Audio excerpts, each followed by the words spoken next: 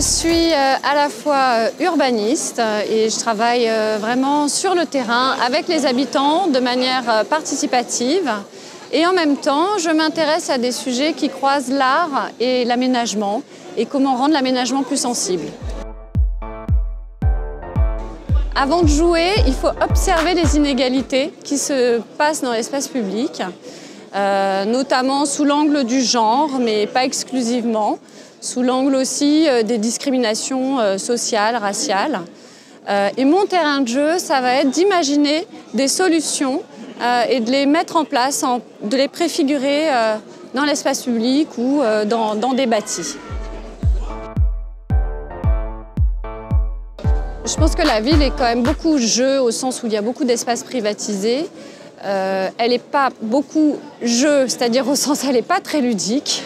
Là, il y a vraiment un effort à faire. Et quand je dis ludique, c'est pas qu'on souhaite jouer partout dans l'espace public, mais c'est plutôt de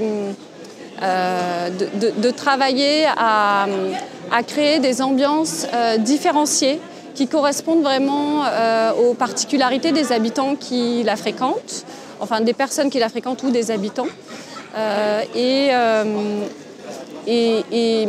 Et c'est aussi accompagner la marche du piéton pour faire de son parcours un espace vivant, c'est-à-dire changeant, presque scénographié, dans lequel il a envie de marcher pendant 10 à 15 minutes sans s'ennuyer.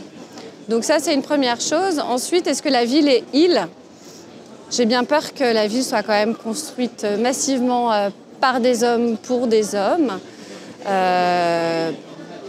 qui l'ont certainement pas fait par malveillance, mais par structuration sociale.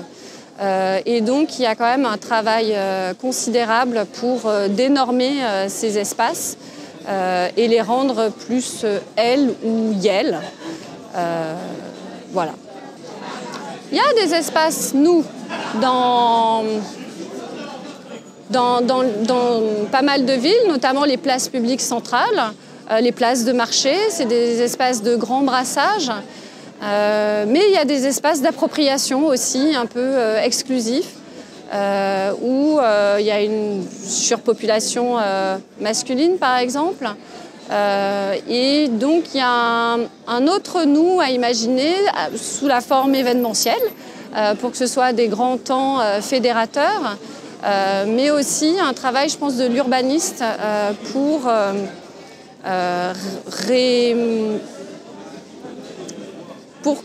que toutes les minorités en fait, se sentent davantage à l'aise dans l'espace public. L'idée étant pas de tous se parler ensemble, mais déjà d'apprendre à vivre ensemble. Et là, je pense que l'espace du nous, il est encore à travailler.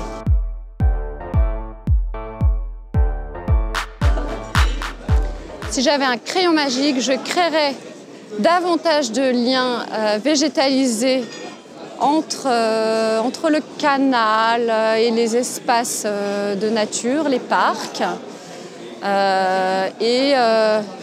Je créerais aussi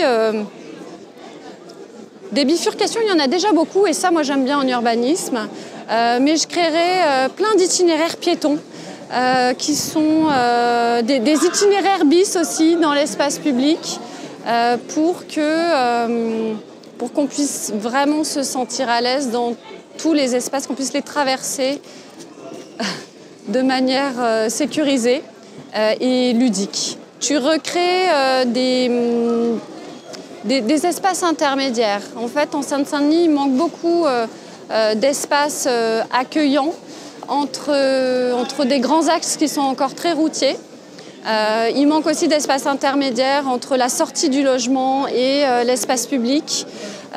Il manque une pluralité d'espaces adaptés aux jeunes filles, adaptés aux mamans, adaptés à une pluralité de publics qui ne se retrouvent pas aujourd'hui dans l'espace public.